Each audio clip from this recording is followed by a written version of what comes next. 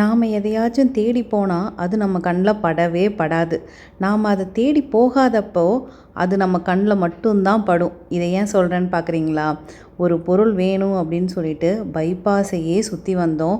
அந்த பொருள் கிடைக்கவே இல்லை. நாங்களும் எங்கெங்கேயோ போயிட்டோம்.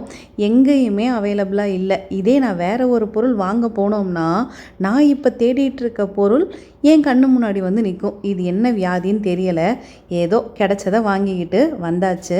அப்படியே வர வழியில் எனக்கு பிரியாணி சாப்பிட்ணுன்னு டெம்ட் ஆச்சு. சரின்னு வாங்கிக்கலாம் அப்படின்னு பார்த்தா அங்கே பிரியாணி காலி ஆயிடுச்சுன்ட்டாங்க.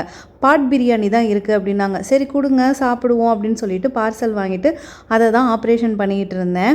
உள்ளே வந்து பிரியாணி டேஸ்ட்டு கேட்டிங்கன்னா சத்தியமாக எனக்கு பிடிக்கலை. அதனால் இந்த பிரியாணி நான் எங்கே வாங்கினேன்லாம் சொல்ல விரும்பலை. வாங்கினதுக்கு ஒரு பாட் மட்டும் ஃப்ரீயாக கிடச்சிச்சு. கழுவி கிழுவி வச்சுருக்கேன். எதுக்காவது ஒன்றுத்துக்கு யூஸ் பண்ணிக்கலாம் அப்படின்னு சொல்லிட்டு தயவு செஞ்சு புது விஷயத்தெல்லாம் ட்ரை பண்ணாதீங்க என்ன மாதிரி.